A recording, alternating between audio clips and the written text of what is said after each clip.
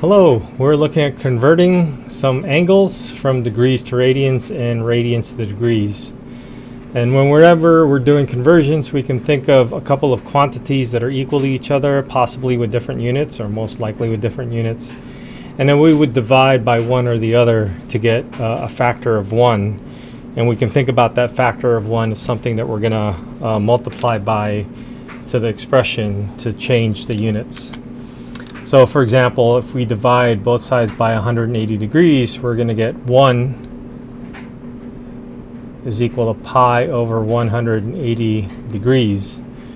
Likewise, if we divide both sides by pi, we're going to get 180 degrees divided by pi is equal to 1. So both of these are factors 1 that's equal to 1, and we can think about that as given an expression, we would multiply by 1 to not change the expression, but to possibly change the way it looks like.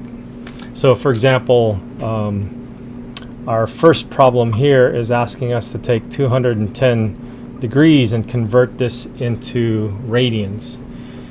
So between these two, I would think I want to use this one because this has a degree symbol in the denominator, and I want to essentially cancel the degrees. So this is going to be the factor that we use to go from degrees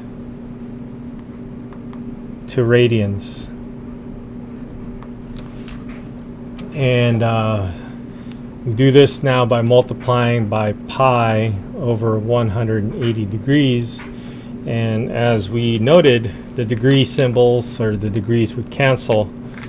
And then we just have pi times 210 divided by 180. So 210 pi over 180. And then we can simplify this. Zeros cancel. This is 7 over 6. 7 pi over 6. Okay, that's our first one. And now let's take a look at our second one. Our second one, number 2, we want to take our expression 11 pi over 6, and we want to change this into degrees. Now, we don't have a degree symbol here, but we want a degree symbol eventually. So we take a look at this expression. So this is the expression that we'll use whenever we want to go from radians to degrees. Okay, now let's go ahead and multiply this by 180 degrees over pi. And so we see a couple of things happening here.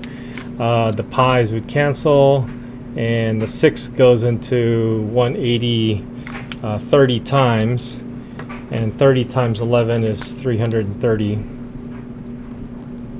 And notice that the degree symbol is still here, and so let's add that on. So that kind of solidifies the fact that we are now in degrees. We went from radians to degrees. Okay, so the key is a conversion factor, and then from 180 degrees equal to pi, you'll get one of these two factors to use as a conversion factor. Okay, I hope that helps.